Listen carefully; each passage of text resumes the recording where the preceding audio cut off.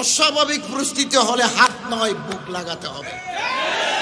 আমি কেন বলি, 2022 সালের 22 মে দারুল উলুম দেওবন্দের পাশে ওসমানী ঈদগাহ ময়দান কওমি একজেহেতি কনফারেন্স। কেন একজেহেতি কনফারেন্স? বাবরি মসজিদ ভেঙে দিয়েছে, আরও বিভিন্ন মসজিদের নিচে শিবলিঙ্গ আছে, কুতুব মিনারের নিচে আরেকটা কিছু আছে, এ জাতীয় কথা বলে মামলা মোকদ্দমা করি ভারতের বুকে ইসলামকে নিঃশেষ করে দেওয়ার চক্রান্ত চলছে। এবং দারুল উলুম দেওবন্দকে বলা হচ্ছে অবৈধ প্রতিষ্ঠান। তখন ওলামায়ে দেওবন্দ মনে করলেন এই মুহূর্তে আর বসে থাকার প্রয়োজন নাই, ডুবতে হয়ে তিনকা কা সাহারা। মানুষ যখন ডুবে যায় এভাবে হাত দেয়, একটা লতা পাতাও যদি পাওয়া যায়, এটা হচ্ছে critical juncture of the situation, পরিস্থিতির প্রেক্ষাপটে যদি প্রয়োজন হয়। হযরত মাওলানা আরশাদ মদনী সাহেব একই খানদানের, তিনি সৈয়দ সাদাতুল্লাহ আমিরে জামাত ইসলামের সাথে হাত মিলিয়েছেন, বুক মিলিয়েছেন। আমিরে বেরলভি জামাত মাওলানা তকির রেজা বেরলভির সাথে হাত মিলিয়েছেন, বুক মিলিয়েছেন। শিয়া মুজতাহিদের স্টেজে এনেছেন, দারুল উলুম দেওবন্দের মেহমান খানিয়া চা খাওয়াইয়েছেন। এটা হচ্ছে পরিস্থিতি, এভাবে বাধ্য করে মানুষকে। মানুষ যখন ডুবে যায় লতা পাতা ধরতে চায়। বাংলাদেশে এরকম পরিস্থিতি যদি হয়, আমাদের অত্যন্ত অভিজ্ঞ বিজ্ঞ নেতৃবৃন্দ আছেন, তারা সিদ্ধান্ত নেবেন। একটা স্বাভাবিক পরিস্থিতি, একটা অস্বাভাবিক পরিস্থিতি। আমি কথা শেষ করবো। 47 সালে পাকিস্তান হলো। হযরত আশরাফ আলী থানভী সাহেব রহমতুল্লাহ আলাই, শিবুর আহমদ ওসমানী সাহেব একদিকে, আল্লামা মদনী রহমতুল্লাহ আলাই আরেকদিকে ছিলেন। 47 গেল, 48 গেল, 49 গেল, 50 গেল, ইসলামী হুকুমতের কোনো নাম নাই। হুদুদ, তাজিরাত, ইসলামী দণ্ডবিধি চালু করবেন এরকম কোনো অর্ডিন্যান্স নাই। সুদবিহীন অর্থ ব্যবস্থা চলবে এরকম কিছু নাই। সেকুলার রাষ্ট্র পাকিস্তান। তখন ওলামায়ে কেরাম ভাবলেন, এত রক্তের বিনিময়ে আমরা যে দেশ ভাগ করলাম, কই আমাদের তো কোনো ফায়দা নাই।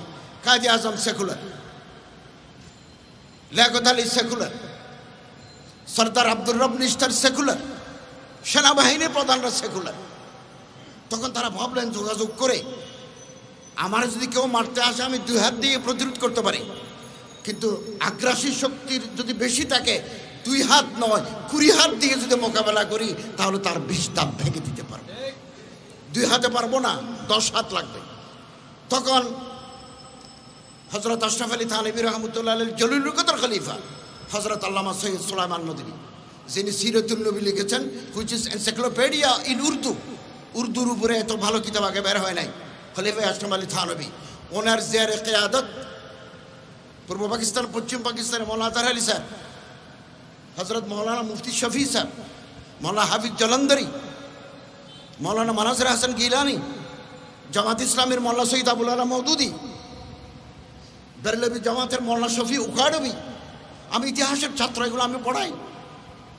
উখাড়বি, দরগা শরীফের মোতোয়াল্লিরা, শিয়া মজহাবের মোতোয়াল্লিরা 21, 22, 23 জানুয়ারি 1951 সাল করাচিতে 4 দিনব্যাপী বৈঠক করে তারা 22 দফা রচনা করলেন। আপনি গুগলে টিপ দেন না মোবাইলে, 22 পয়েন্টস অফ ওলামা পাবেন।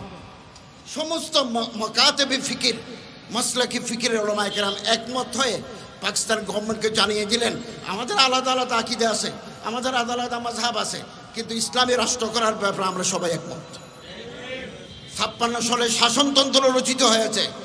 মেজর জেনারেল ইস্কান্দার মির্জার কারণে সেটা সফল হয় না, স্থগিত করে দিয়েছেন। 51 সালে 22 দফা ওলামায়ে কেরাম না করলে পাকিস্তান ইসলামী রাষ্ট্র করা ওলামায়ে কেরামদের মেহনত নষ্ট হয়ে যেত। আমি মৌলানা খালেদ সাইফুল্লাহ সাহেব এবং মৌলানা কাজী আতাউর রহমান সাহেবের বক্তব্য সাথে সম্পূর্ণ একমত। প্রতিটি অক্ষরের সাথে আমি একমত। ইসলামী আন্দোলন জাতীয় রাজনৈতিক দল, অতএব তাদের দৃষ্টিভঙ্গি বড় হতে হবে। Must be broad hearted and outlook, দৃষ্টিভঙ্গি প্রসারিত হতে হবে। নির্বাচনে দাঁড়ালে প্রতিটি মানুষের কাছে ভোট চাইতে হয়। এখন থেকে প্রতিপক্ষ তৈরি করতে গেলে আমরা বেকায়দায় পড়ব। সাম্প্রতিক বরিশালের যে দুর্ঘটনা, এটা বাংলাদেশের রাজনীতির ইতিহাসের টার্নিং পয়েন্ট।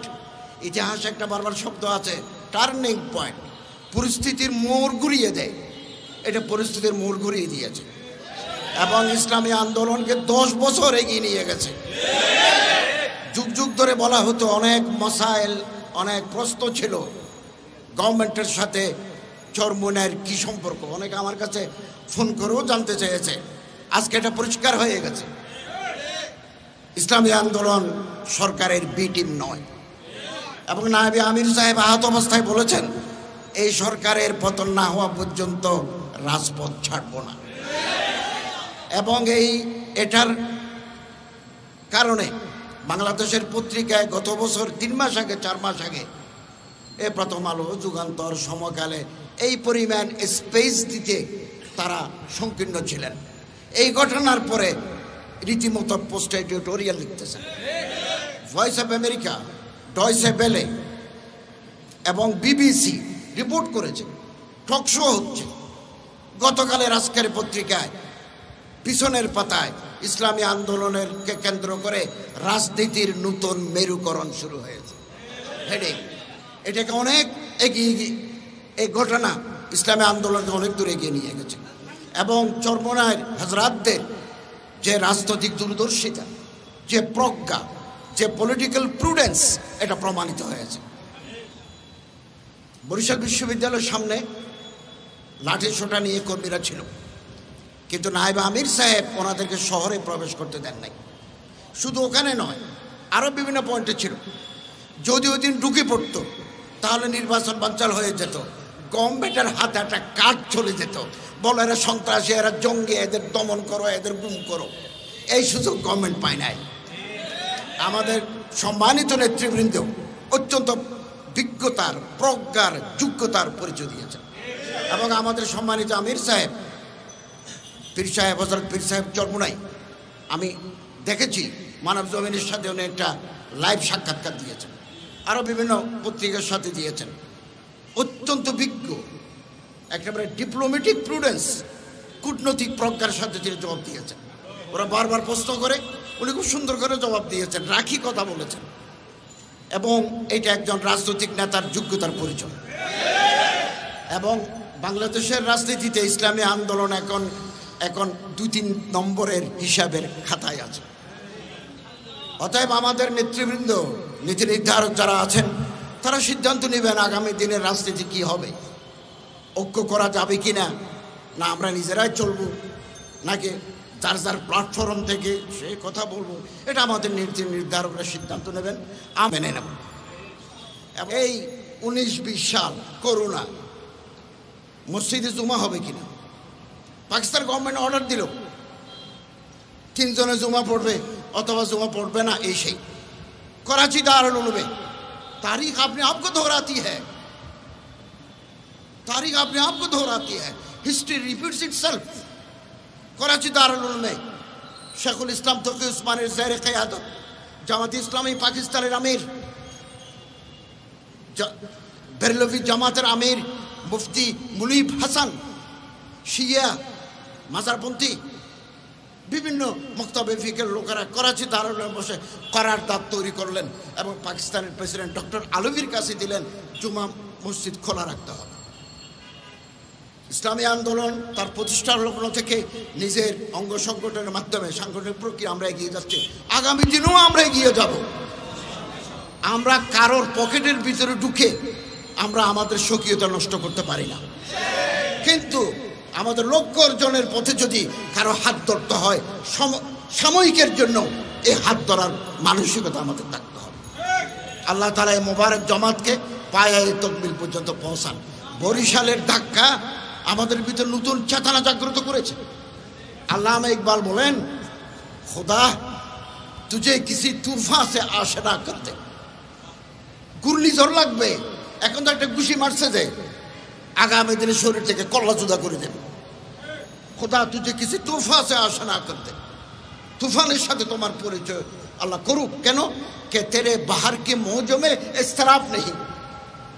আমাদের যে দরিয়া আছে ইমানের দরিয়া, ঢেউ নাই, ঢেউ নাই। এই ঢেউ তৈরি করতে হবে একের পর। পৃথিবীর ইতিহাসে কোনো কর্তৃত্ববাদী সরকার আপোষে ক্ষমতা ছেড়ে দেয় নাই। কেউ যদি মনে করে সুষ্ঠু নির্বাচন দিলে তো আমি জিরো, তিনি কোনোদিন সুষ্ঠু নির্বাচন দেবেন না।